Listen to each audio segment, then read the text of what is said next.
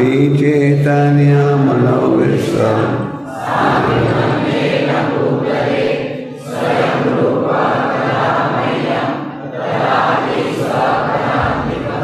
Vandeham Shri Guru Shri Guru Vaishnava Shri Rupam Sadhyatam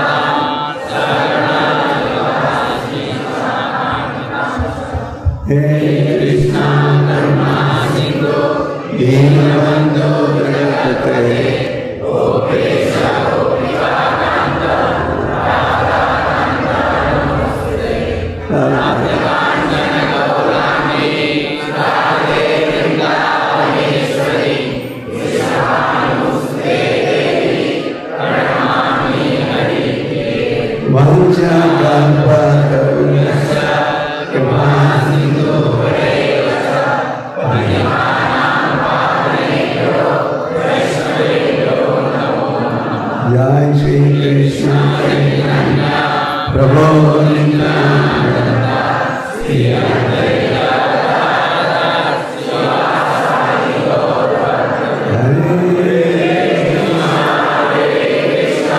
Krishna Krishna Hare Hare Hare Rama Hare Rama Hare Hare Hare Krishna आप सब भक्तों का हार्दिक स्वागत। तो आप सब यहाँ उपस्थित हो क्योंकि आपकी आध्यात्मिकता में रुचि है। तो अंतर्राष्ट्रीय कृष्ण भावनामृत संघ के द्वारा आपको शास्त्रों का ज्ञान प्राप्त होता है। श्री प्रभुपाद जो कि हमारे संस्थापक आचार्य हैं, उनकी हार्दिक इच्छा थी कि भारतवासी अपनी प्राचीन संस्कृति को त्यागे नहीं। वैसे तो जैसे हम जानते हो 1922 में प्रभुपाद जी को आदेश दिया था उनके गुरु महाराज ने, तुम पढ़े लिखे युवक हो, ले जाओ चैतन्य महाप्रभु के संदेश को पश्चिम देशों में। तो प्रभुपाद जी ने लगभग 40 सालों के लिए बहुत प्रयास किया था भारत में इस संस्था की स्थापना करने के लिए। उन्होंने एक संस्था बनाई थी लीग ऑफ डिवोटीज, जिसका उद्देश्य इस्कॉन के समान ही था, पर इतनी सफलता प्राप्त नहीं हो। फिर 1965 में प्रभुपाद जी अमेरिका गए थे और वहाँ जाकर भी 1 साल के लिए काफ़ी गहरा संघर्ष था। तो प्रभुपाद जी को ये पता था कि एक दिन आएगा जबकि मंदिर भी प्रकट होंगे और भक्त भी प्रकट होंगे। एक दिन प्रभुपाद न्यूयॉर्क शहर के एक पार्क में बैठे थे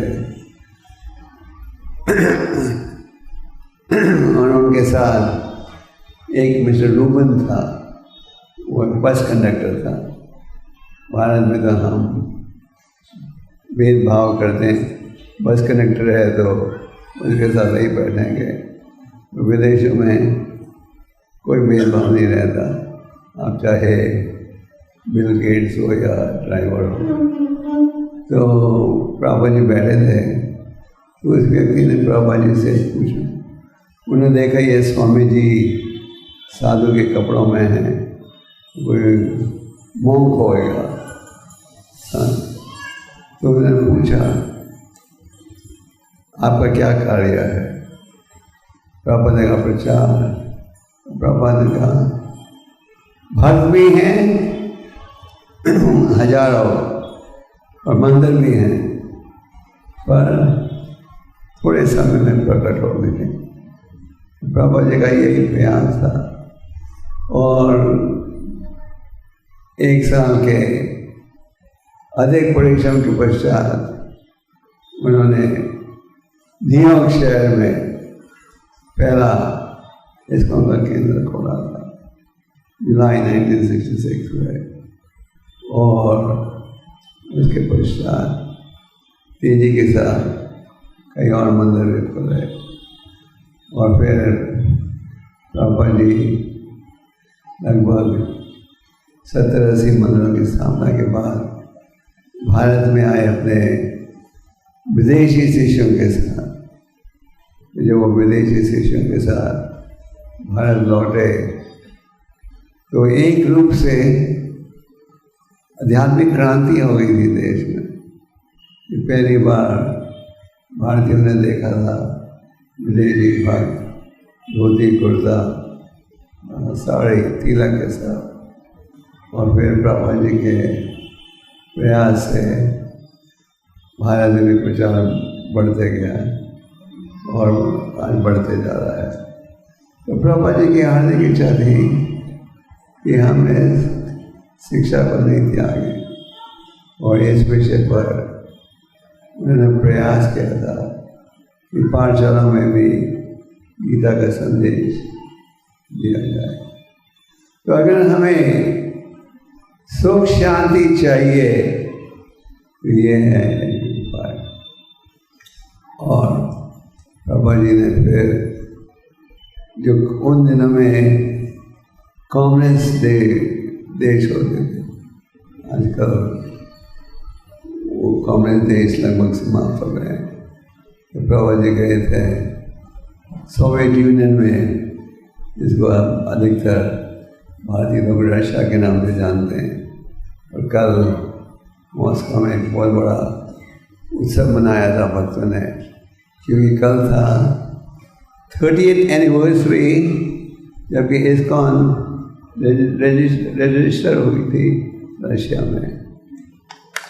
इस्कॉन संस्था को ऑफिशियल रजिस्ट्रेशन सोवियत यूनियन में मिला था मई 20, 1988।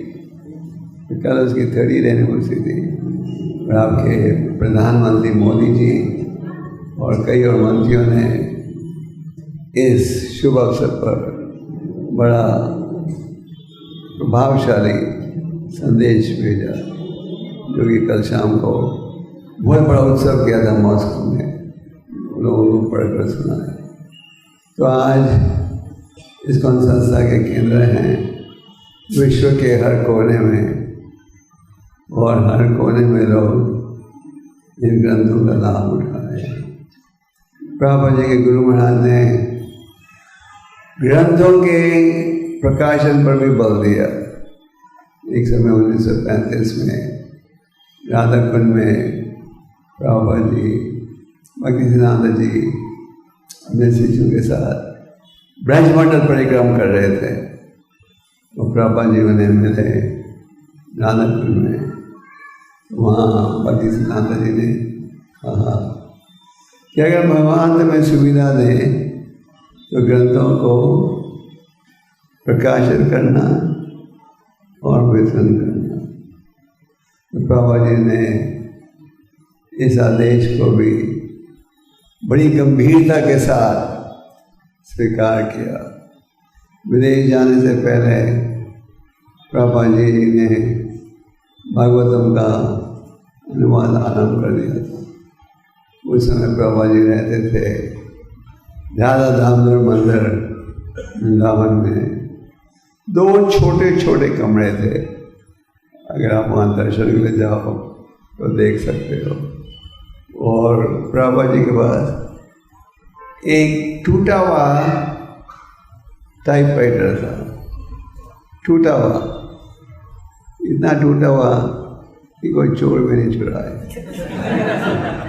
हम चैतन्य भागवत में एक भक्त की कथा पढ़ते हो जिनका नाम था कोलवचर श्रीधर। कोलवचर श्रीधर आप जैसे बड़े हीरे मोती के व्यापारी नहीं थे, उनका था सारा छोटा धंधा। क्या क्या था उनका धंधा? केले के पत्तों के प्याले बनाते थे और लोग खरीदते थे जो फूल चढ़ाना चाहते थे गंगा में, और साथ में वो थोड़ा केला भी बेचते थे। तो महाप्रभु बड़े प्रभावित थे इनकी भक्ति के साथ। रोज उनकी दुकान में जाते थे अपने पाठशाला में जाने से पहले। 11 साल की आयु में निमाई पंडित ने संस्कृत का विद्यालय खोला था, अपना पाठशाला। यहाँ की वो विद्यार्थियों को संस्कृत भाषा के द्वारा कृष्णा शिक्षा भी दे रहे थे। तो महाप्रभु रोज उनकी दुकान में आते थे, पूछते थे क्या है भाव, आज केले का क्या भाव है? तो कोई सीधा कहते थे 2 पैसा दर्जन। महाप्रभु कहते थे तुम बहुत नफा कमा रहे हो, 1 पैसा भाव होना चाहिए, मैं तो 1 पैसा दूंगा। तो मुझे सीधा कहता था 1 पैसा किसी और दुकान से जाकर ले लो, मेरा सिर क्यों खाते हो रोज? महाप्रभु कहते थे आप मेरे स्टेडी सप्लायर हो, तो मैं दूसरे सामने क्यों जाऊँ? और एक खोल मुझे सीधा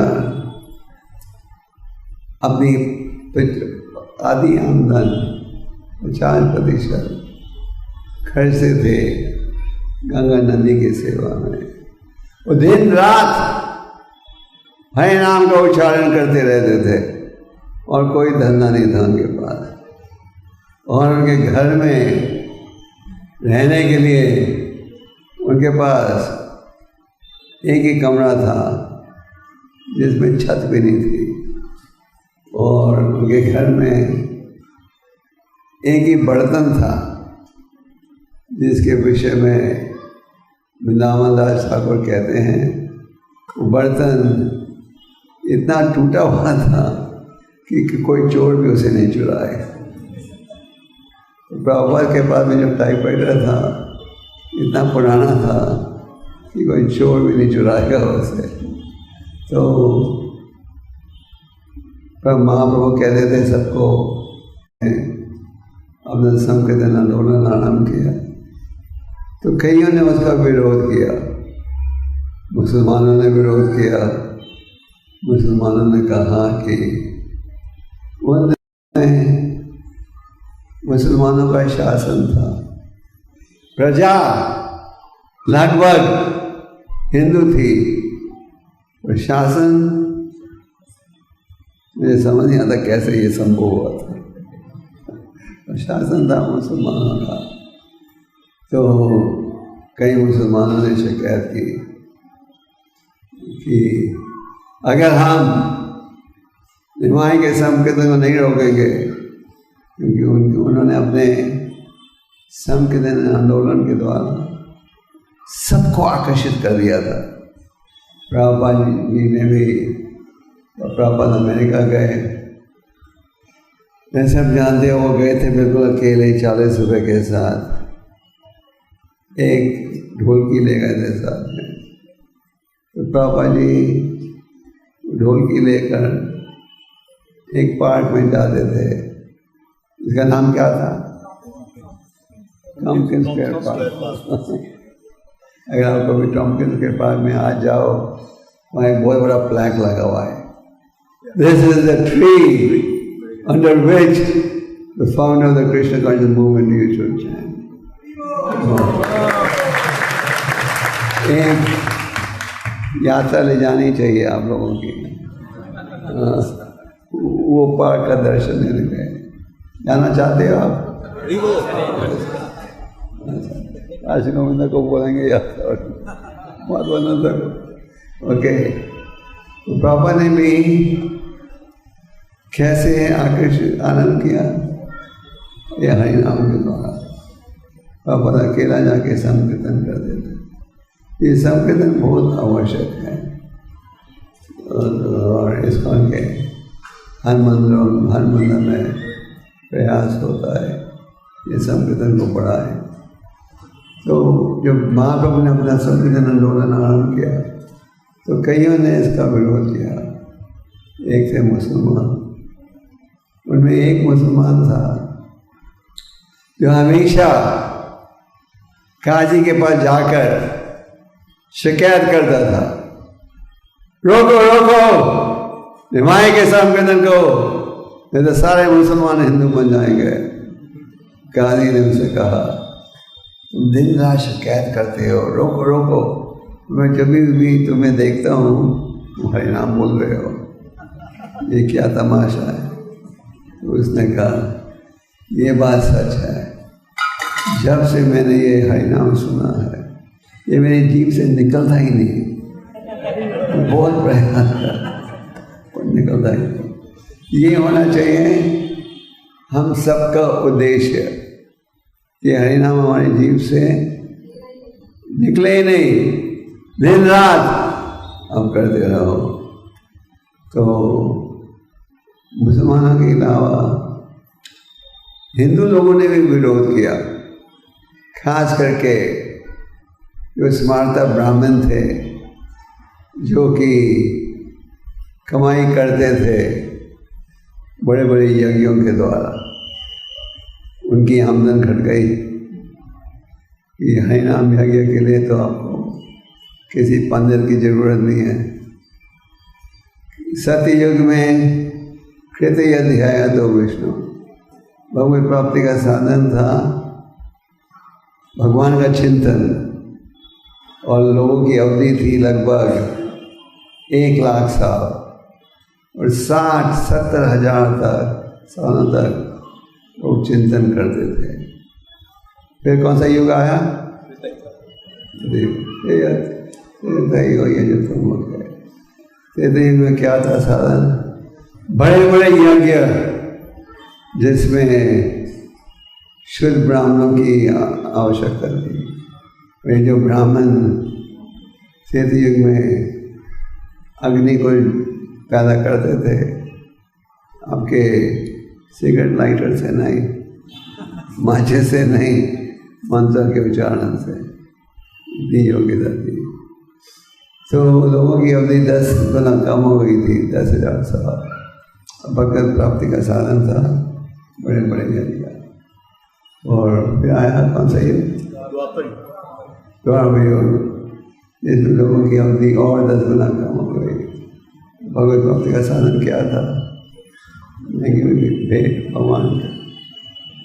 और कलयुग में है ना, तो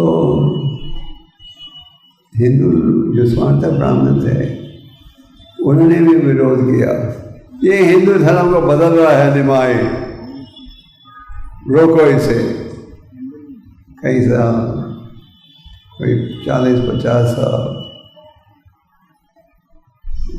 पहले हमारे भक्त गए थे इंडोनेशिया में प्रचार करने के लिए। उन दिनों में संस्था के केवल अंग्रेज भक्त थे, अमेरिकन भक्त थे, इंडियन भक्त बहुत कम थे। तो हमारे अमेरिकन भक्तों ने जाकर बोल दिया एक सभा में, जो असली ब्राह्मण है उसमें ये गुण होने चाहिए। वो जो हमारे ढोंगी ब्राह्मण थे, उन्होंने देखा कि ये अमेरिकन साधु असली ब्राह्मण के गुणों का वर्णन कर रहे हैं। तो उन्होंने शिकायत कर दी सरकार से, these are bogus Hindus, don't let them come. तो कई सालों के लिए इस्कॉन इंडोनेशिया में प्रचार नहीं कर पाया। क्यों? क्योंकि ये हिंदू ब्राह्मण ने झूठी से शिकायत लगा। तो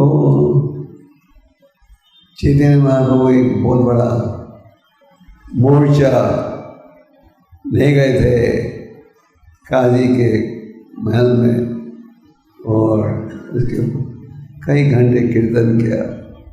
और उसके पश्चात उन्हें प्यास लगी। जब प्यास लगी तो पानी पीने के लिए महाप्रभु कहाँ आए? बोले वो जो सीधा आगे था, वो ही टूटा हुआ बर्तन जिससे वो खाते थे पीते थे, उसमें पानी डालकर, उसमें पानी था, थोड़ा बचा हुआ झूठा पानी था, महाप्रभु पीने लग गए। और बोले जो सीधा ने कहा, क्या कर रहे हो? झूठा बर्तन, झूठा पानी।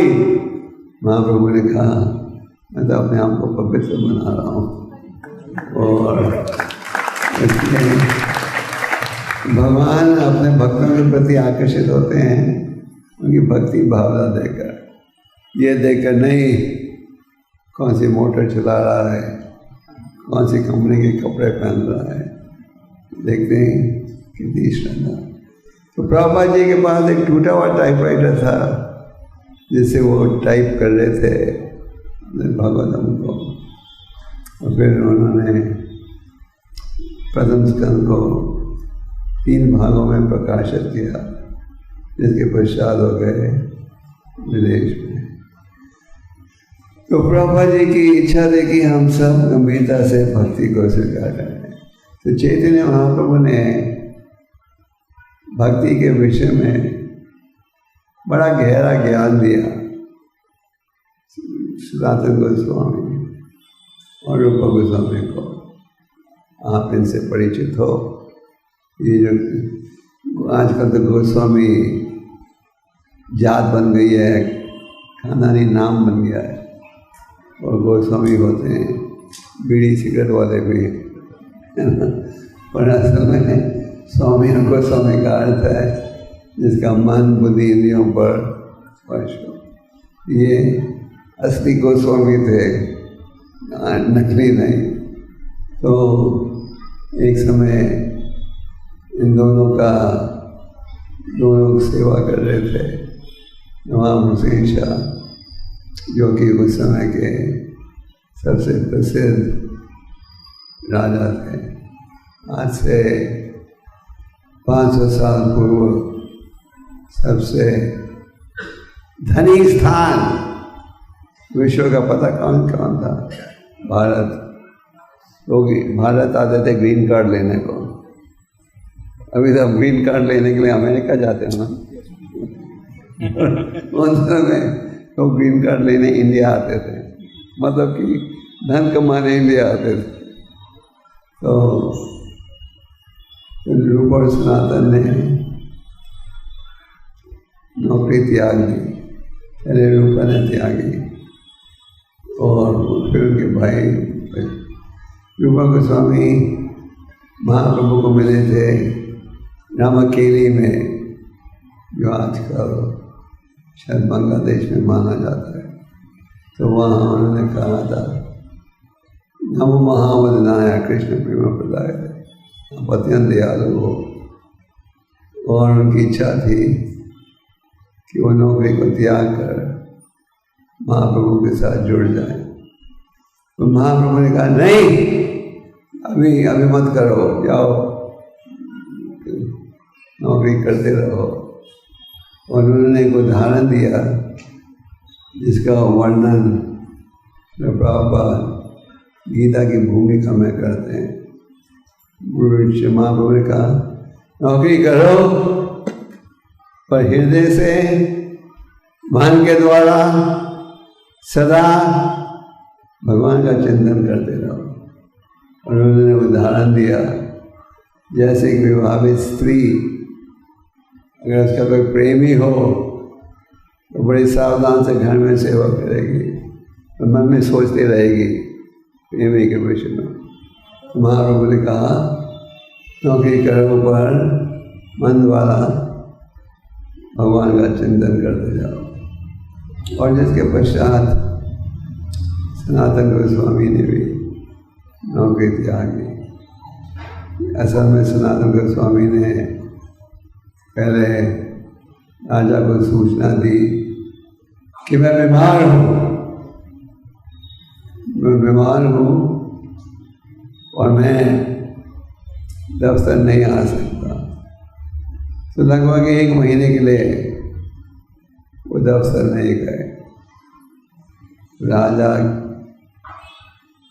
जाना चाहता था उड़ीसा के राजा से युद्ध करने के लिए। बंगाल के राजा मुसलमान थे और उड़ीसा के हिंदू था। तो राजा ने देखा रूप और सनातन पूरे राज्य का शासन कर रहे थे। आप कह सकते हो प्रधानमंत्री और खजांची प्रमुख समान उनकी जिम्मेदारी थी। तो जब राजा ने देखा कि 1 महीने के लिए एक दफ्तर ही नहीं आए सनातन, तो उन्होंने भक्तिवेदांत हॉस्पिटल के एक डॉक्टर को भेजा। उन्होंने अपने आयुर्वेद डॉक्टर को भेजा, जाओ देखो क्या बीमारी है सनातन को। तो आज के वातावरण में अगर कोई अपने घर में आना चाहे तो घंटी बजाता है, अब पूछते हो कौन है, अब नहीं चाहते हो अंदर आए तो दरवाजा नहीं खोलते। आपकी टेलीफोन भी घंटी जब बजती है अब क्या करते हो, पहले देखते हो कौन है ना। अगर कोई कर्जे वाला आदमी हो तो अब जवाब ही नहीं देते, ठीक है ना। अगर किसी से लाभ की संभावना है अब जवाब दे देते हो। खैर उन दिनों में ये सुविधा नहीं थी। तो जब उस डॉक्टर ने देखा अरे ये तो बिल्कुल ठीक है, तो राजा खुद आया सनातन के कमरे में। जब राजा खुद आया सनातन ने उन्हें आदर दिया।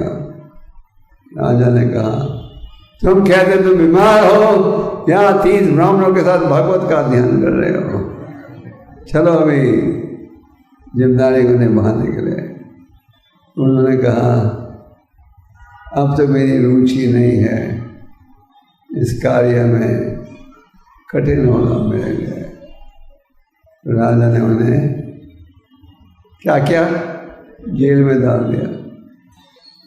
जेल से निकले बड़ी मुश्किल से, पब्लिक लेक्चर में नहीं कह सकते कैसे निकले। जेल से निकले और फिर वो गए वाराणसी, जहाँ की महाप्रभु एक चंद्रशेखर नाम के भक्त के घर में निवास कर रहे थे।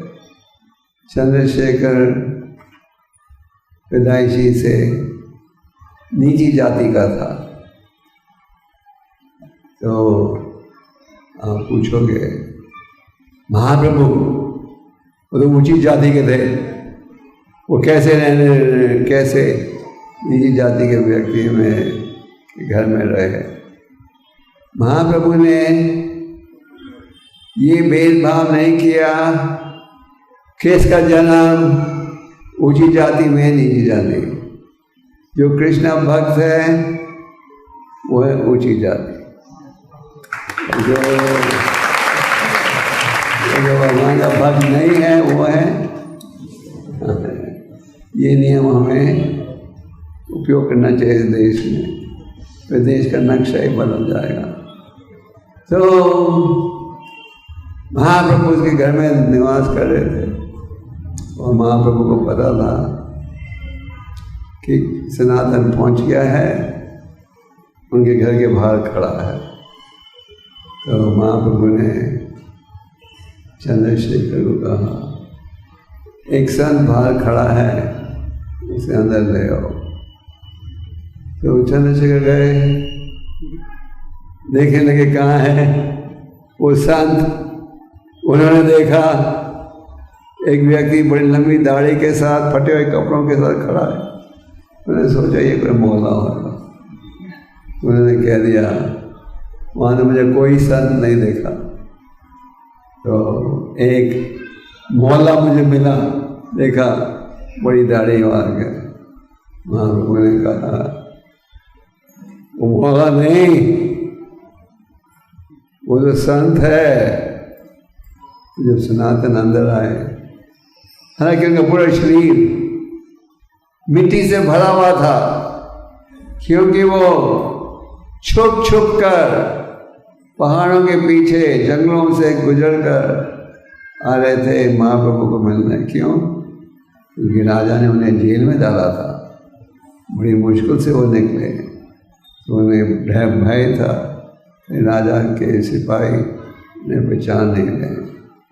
हालांकि उनका शरीर गंदा था, महाप्रभु ने उन्हें गले लगाया और सनातन ने कहा, गले लगा रहे हो, मेरा शरीर इतना गंदा है।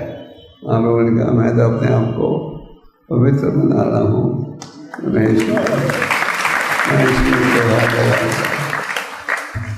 उस सनातन को स्वामी ने देखा कि महाप्रभु खुश हैं कि वो उधर पहुंच गए, पर घूर कर देख रहे हैं उसकी चादर पर जो उन्होंने उड़ी हुई थी, वो बहुत महंगी चादर थी। अब सनातन बनारस आ रहे थे महाप्रभु को मिलने, तो रास्ते में वो रुके उनके रिश्तेदार श्रीकांत के घर में। श्रीकांत एक मुसलमान राजा के राज्य का शासन कर रहे थे। वो 3 लाख सोने के सिक्कों के साथ घोड़े खरीदने आए थे राजा के लिए। जब उन्होंने सनातन को देखा, बड़ी दाढ़ी, फटे हुए कपड़े, उन्होंने कहा ये क्या है, मैं तुम्हें महंगे अच्छे कपड़े देता हूँ, यहाँ रहो। सनातन ने इनकार कर दिया। तो एक महंगी चादर, शायद पश्मीनी शॉल होगी, वो उन्होंने ओढ़ी हुई थी। तो महाप्रभु उनके चादर को घूर कर देख रहे थे। तो सनातन समझ गए महाप्रभु खुश नहीं है महंगी चादर देखकर। तो सनातन गए गंगा के किनारे, यहाँ के एक बंगाली संत था फटे हुई चादर के साथ। महाप्रभु ने उनसे कहा, स्वामी जी, मैं आपको ये नई चादर देना चाहता हूँ, उसके बदले में आपकी फटी हुई चादर चाहिए मुझे। तो संत ने कहा, तुम क्या मखौल करे हो मेरे से? तुम अपनी महंगी चादर को बंधोगे मेरी फटी हुई चादर के साथ? सनातन कहा, नहीं, मखौल नहीं। तो सनातन वो फटी हुई चादर ओढ़ कर गए महाप्रभु के समक्ष। जब महाप्रभु ने देखा कि ये फटी हुई चादर ओढ़ी हुई है, महाप्रभु ने कहा, एक अच्छा डॉक्टर एक अच्छा डॉक्टर मरीज का इलाज करके जो बीमारी का कारण है वो रहने नहीं देता, कारण भी काट देता है ना। इसी पर महाप्रभु ने कहा, जब आप आध्यात्मिक जीवन को निभाओ, खास करके जो प्रचारक हैं, सन्यासी हैं, ब्रह्मचारी हैं, उन्हें बड़े सादे रूप से रहना चाहिए। फिर महाप्रभु ने सनातन गोस्वामी को भक्ति संबंधित शिक्षा दी। वाराणसी में उस समय मायावादियों की एक सभा चल रही थी, जिसमें 10,000 से अधिक सन्यासी महात्मा उपस्थित थे। तो ये थे मायावादी, जो कि भगवान के साकार रूप को स्वीकार नहीं करते। उनका ये कहना है कि भगवान का रूप कहीं नहीं।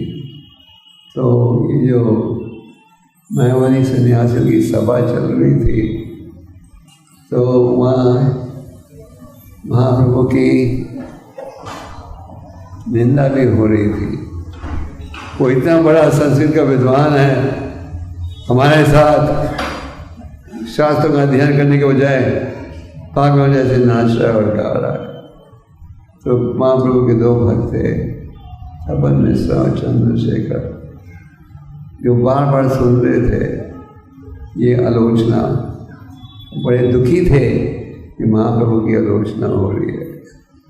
तो महाप्रभु उनके कहने पर उस सभा में गए, जहाँ की ऊंचे मंच पर प्रकाशानंद सरस्वती उनके 10,000 सन्यासी शिष्य बैठे थे, और नीचे जहाँ की अब पैर धोते हो मंदिर में प्रवेश करने से पहले महाप्रभु वहाँ गए और वहाँ बैठ गए। आजकल तो अनेक व्यक्ति दावा करते हैं वो भगवान है, सच बात है। हाँ, कई भगवान तो जेल में भी हैं, वो कई भगवान जेल में गए नहीं, पर शायद भविष्य में चले जाए, कई ढोंगी भगवान। तो जो असली भगवान है वो अद्भुत लीला भी प्रकट करता है। ये नहीं हम भगवान बन गए, रसगुल्ला पैदा किया और भगवान बन गए, वो कुछ अद्भुत लीला प्रकट करता है। जैसे भगवान ने गोवर्धन पर्वत को उठाया। मैं एक सभा में था, यहाँ के एक सन्यासी महात्मा ने कहा, तुम लोग इस्कॉन वाले कहते हो कृष्णा कृष्णा कृष्णा, हम सब कृष्णा हैं, एक ही कृष्णा थोड़ी है। तो मैंने कहा कृष्ण भगवान जब प्रकट हुए थे उन्होंने अद्भुत दिव्य लीला प्रकट की, आप भी कर सकते हो। मुंह खोला, पूरे विश्व का दर्शन दिया, गोवर्धन पर्वत को उठाया। तो कहने लगा आज नहीं किया ये अर्थ नहीं कल नहीं कर पाएंगे। तो मैंने उनसे पूछा तो आपको कितने साल चाहिए गोवर्धन पर्वत को उठाने की तैयारी करने के लिए? वो कुछ पता नहीं दे पाए। महाप्रभु विश्व में भगवान है और उन्होंने अद्भुत लीला भी प्रकट की थी।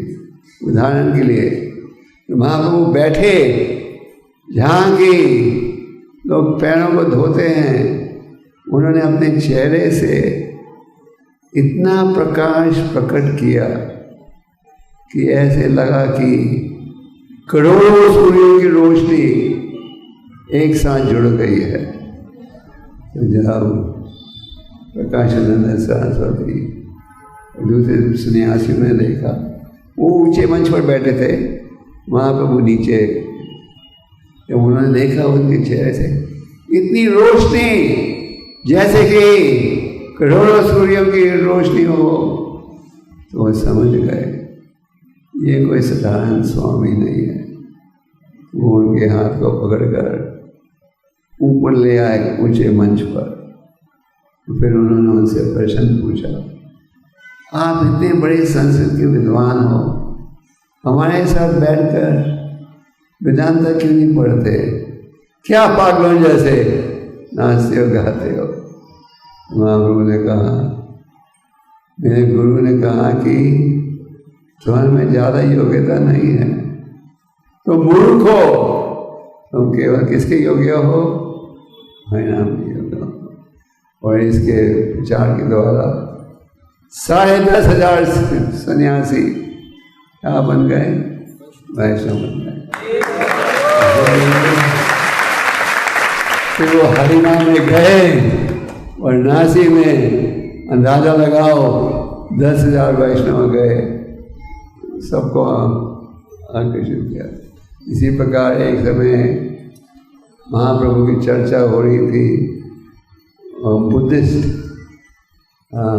विद्वानों के साथ। जो बुद्धा जी हैं उन्हें तो अहिंसा का संदेश दिया। बुद्धा जी ने जब देखा, वो राजा थे सिद्धार्थ, उन्होंने देखा आदमी मर रहा है, पीड़ित है, कष्ट में है, तो वो समझ पाए कि बौद्धिक समाज में हालांकि हमारा प्रयास रहता है कि हम सुख प्राप्त करें, वास्तविकता ये है कि उल्टा होता है। सच बात है, सब क्या चाहते हैं?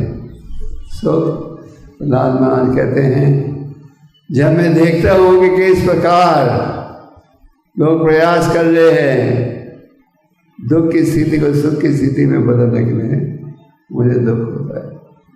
आज आपकी आंखें कमज़ोर हो रही हैं तो चश्मा पहन लो, चश्मा अच्छा नहीं लगता तो कॉन्टैक्ट लेंस पहन लो, पर एक दिन समय के साथ ये आंखें भी बेकार हो जाएगी। भागवतम में 4th स्कंद में आपको परंजन की कथा प्राप्त होती है। ये एक रूपक कथा है जिसमें नारद मुनि, अक्सर तो हम किसी के घर में जाते हैं जब कोई हमें निमंत्रण दे, है कि नहीं? तो जो संत महात्मा हैं बिना निमंत्रण पहुंच जाते हैं, क्योंकि उनके मन में एक ही भाव रहता है, सबका उद्धार किया जाए, सबका उद्धार किया जाए। तो नारद मुनि महाराज प्राचीन परिषद के महल में गए। वो उस परंजन मतलब जो कि देह का स्वामी है, देह का राजा। तो आप सब जो उपस्थित हो, आप सब राजा हो। तो आप कहोगे हमें तो मालूम नहीं था। आप सब अपने नाम के आगे परंजन लिख सकते हो। तो आप राजा किस दृष्टि से हो? इस दृष्टि से कि आपको छूट है, चाहो तो इस देह का उपयोग कर सकते हो भगवान की सेवा में, और चाहे तो इसका उपयोग कर सकते हो किस लिए? गलत कामों के लिए। तो इस परंजन की कथा में आप देखते हो कि जो कला है, काम, समय के साथ हर चीज को नष्ट कर देता है। आज आपकी आंखें बाज जैसे, बाज की बहुत तेज आंख होती है, और समय के साथ लगभग अंधे हो जाओगे। आज कान में योग्यता है, तो समय के साथ कान भी कमजोर हो जाएंगे। तो समय के साथ ये ध्येय, तो चाहे कोई फिल्मी कलाकार का हो या स्पोर्ट्समैन का, ये एक दिन तो बदसूरत बन जाएगा। तो बुद्धिमान व्यक्ति क्या है?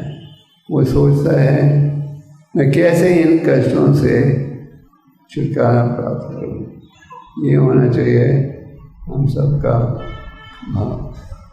तो चैतन्य महाप्रभु ने बड़ी गहरी शिक्षा दी सनातन रूपा का, और उन्हें आदेश दिया वृंदावन जाकर भक्ति संबंधित ग्रंथों की रचना करो और मंदिरों का निर्माण करो। इसका उनका एक कार्य है शास्त्रों का वितरण, शास्त्रों का प्रकाशन और मंदिरों का निर्माण। पिछले हफ्ते हम जयपुर में थे, वहाँ बहुत सुंदर राधा मदन मोहन जी के मंदिर का उद्घाटन हुआ। तो चैतन्य महाप्रभु ने बड़ी गहराई के साथ शिक्षा दी। उन्होंने 5 विषयों पर बल दिया। एक उन्होंने कहा साधु संग। अगर हम आध्यात्मिक उन्नति चाहते हैं तो साधु संग भी आवश्यक है।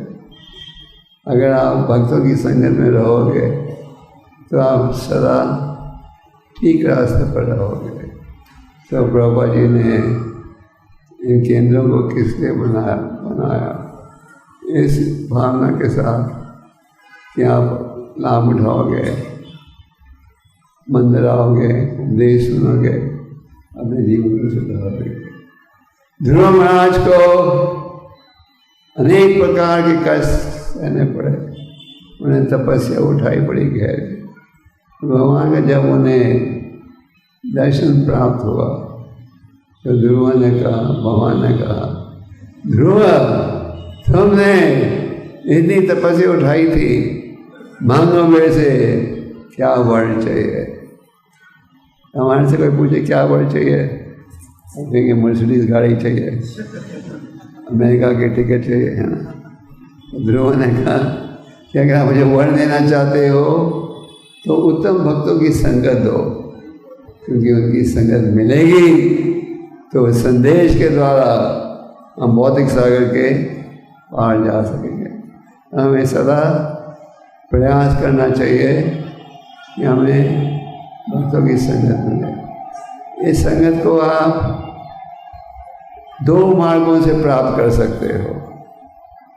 एक है भक्त, दूसरा है ग्रंथ। तो भक्तों की संगत और ग्रंथ की संगत, जैसे कि जो इस्कॉन के साथ जुड़े हुए जानते हैं, हम लोग ग्रंथों के वितरण की सेवा पर बल देते हैं। अभी एक नई योजना हमने भारत में शुरू की है, मंथली मैराथन। पहले तो मैराथन होता था साल में एक दफ़ा, है ना। और कई भक्तों ने कहा एक दफ़ा तो मैराथन एक महीना का, एक साल में एक बार बहुत कम है, और सेवा दो। तो और सेवा दे दी। अभी आपके मंदिर में भी ये सूचना देंगे बहुत जल्द, जो में शुरू कर दिया है। ये है मंथली मैराथन। हर महीने एक इतवार के दिन 4 घंटे के लिए सारे क्रिया सबक जाएं सड़कों में। क्या करने के लिए? हाँ, क्या ख्याल है? अच्छी योजना है। हाँ, सब जुड़ोगे? यहाँ भी शुरू कर दें। कल मैंने जू में शुरू करवाया। ये योजना है, you should appoint one Sankirtan leader. And he will Vijay Prabhu had come here. वो मंथली में Every Sunday. Okay, once a month।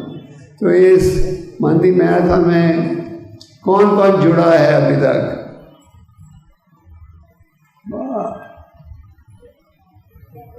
सिर्फ 6 आदमी, 7 8 बस। तो मैं ये निवेदन करना चाहता, अब सब जुड़िए। कल मैंने जू में जब इसकी सूचना दी, सब ने हाथ उठा कर कहा वो साथ देंगे। तो ये मंथली मैराथन में कौन कौन जुड़ना चाहता है? सब ओके, जुड़ोगे तो भगवान की कृपा मिलेगी। तो कभी कभी भक्त नहीं, हमें तो बहुत कृपा मिल चुकी है, और नहीं चाहिए। चाहिए या नहीं चाहिए? कृपा की भूख हमेशा रहनी चाहिए। तो आप इस मैराथन में जी। तो 2 साधन हैं साधु संग के, एक है ग्रंथ साधु, एक है भक्त। तो इन ग्रंथों को पढ़ो। बाबा जी ने बड़े परिश्रम से इन ग्रंथों को का अनुवाद किया। रात को 11 बजे प्रभा जी जाग जाते थे। आप तो 11 बजे सोते हो, प्रभा जागते थे और सारी रात ग्रंथों को अनुवाद करते थे। तो साधु संग, और साधु संग में रहोगे तो असली संदेश मिलेगा, नाम कीर्तन। तो ये हरिनाम ही सबसे सरल उपाय है। हरिनाम हरिनाम हरिनाम एवं कलवन सेवन हरि का नाम हरि का नाम हरि का नाम, इसके अलावा और कोई उपाय नहीं है। तो हम सबको ध्यान पूर्वक हरि के नाम का उच्चारण करना चाहिए। और जैसे हमने उदाहरण दिया था वो मुसलमान मौला का, जिस दिन वो काजी से कहा क्या करूँ, ये हरिनाम में जीभ से निकलता ही नहीं है, ये हमारा भी प्रयास है न जाए, ये हरिनाम जीभ से निकले या नहीं निकले? नहीं निकले। रूपा गोस्वामी कहते हैं भगवान के नाम अत्यंत मीठे हैं, पर हमारे जीव में अविद्या की बीमारी है, इसे हम महसूस नहीं कर पाते। अगर आप ध्यान से लोगे तो ये अविद्या की बीमारी दूर हो जाएगी। फिर आगे उन्होंने कहा भागवतम का अध्ययन, गीता का, भगवान के आंच विग्रह की सेवा और धामवासी बना। तो शास्त्र की शिक्षा का लाभ उठाकर आप अपने जीवन को सफल बना पाओगे। आप सबसे ये निवेदन है कि आप बड़ी गंभीरता के साथ इस विषय को स्वीकार करो। चनका पंडित ने कहा है एक पल का भी दुरुपयोग करोगे सारे विश्व के धन से, इसे वापस नहीं ला सकोगे। हमें बड़ा सावधान रहना चाहिए और तन मन धन का उपयोग करना चाहिए। किस लिए? ये तो पुरुषोत्तम का महीना है, तो इस महीने में हरिनाम अध्ययन सबका 1000 गुना और लाभ होता है। और अगर आप दान दो उसका लाखों गुना सूद में प्राप्त होता है। तो इस महीने का हमें लाभ उठाना चाहिए, ईश्वरम के तरुण को बढ़ाएं, भगवान की सेवा में जुड़े रहें। हरे कृष्णा।